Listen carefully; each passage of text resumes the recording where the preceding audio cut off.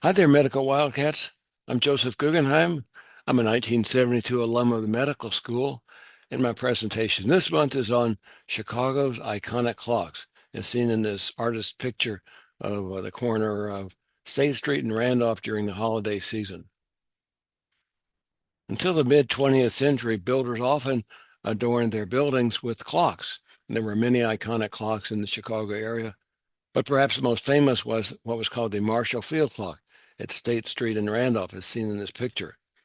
Marshall Field store became Macy's in 2006, but many local residents and visitors still refer to this clock as the Marshall Field clock or the Great Clock. Tower clocks were probably first invented because of the need to tell time accurately. According to the Chicago Tribune article in 1886, the trouble with a watch is that it always 5 to 10 minutes off, and it takes a ghoulish glee in making its owner miss its train. And smart watches at that time did not exist. Before installation of the Great Clock at Marshall Fields in 1897, people would meet in front of Marshall Fields, sometimes leaving notes stuck to the doors or windows to communicate if they were going to be late. Marshall Field decided that he needed to put a clock up so people would be more prompt. He wanted the clock to be visible for miles and serve as a beacon. But of course, with the other surrounding buildings as they went up, that was impossible to see beyond Randolph Street. Meet me under the clock became a common Chicago saying. The clock for years, has been associated with the holiday season, and each year the clock is decorated is adorned with decorations. It has become the location for many holiday ceremonies and traditions. As I said, it was a historic meeting place for generations.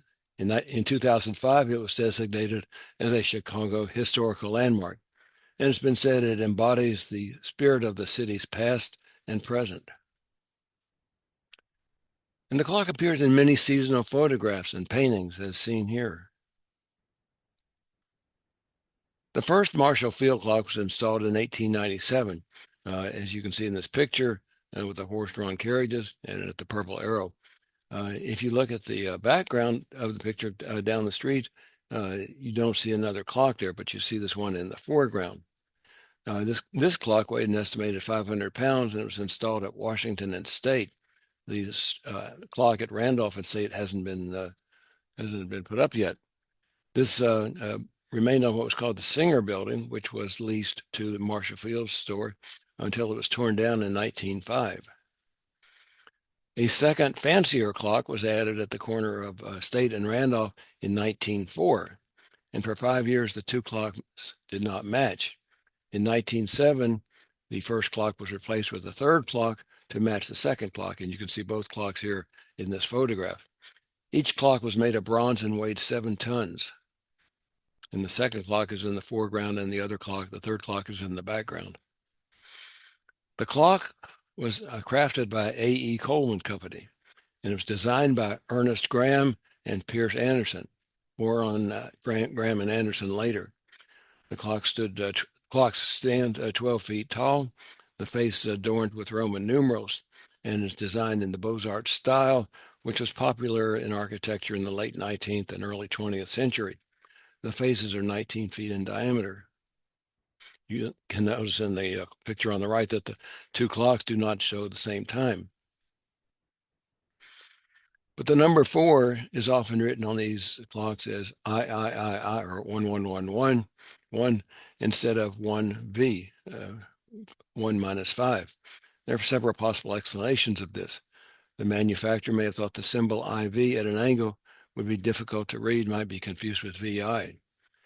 And this was used, I was used before the fall of the Roman Empire, and it was easier for illiterate Romans to understand 1 plus 1 plus 1 plus 1 instead of a B for 5.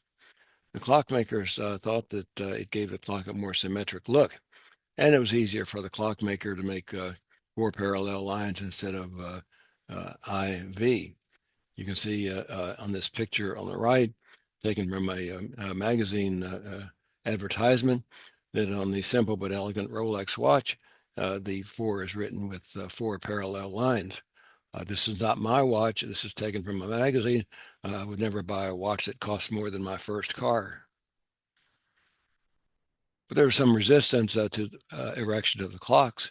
In 1907, the Commissioner of Public Works temporarily stopped the erection of the clock projecting over the sidewalk, saying it came under the same classification as projecting signs.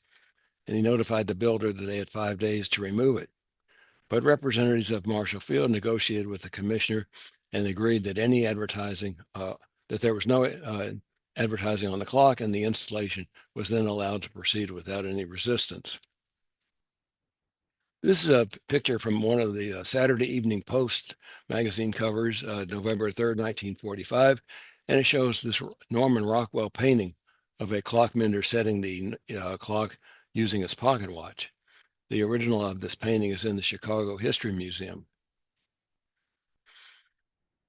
The Marshall Field clocks are controlled by a master clock in the second sub-basement of the current building, and the GPS system has been installed in 2009 to synchronize the clocks 4 times daily. Accuracy is necessary so we know when to go to work, and especially when we need to leave. In this picture on the right, you can see Ralph Wolf and Sam Sheepdog. If you're younger than a baby boomer, you probably don't realize that this is Ralph Wolf and not Wile E. Coyote. Ralph Wolf could only have 2 words, and that was "Morning, Sam." And Sam had 2 words, "Morning, Ralph." There are other clocks in the Chicago area, so let's look at some of them.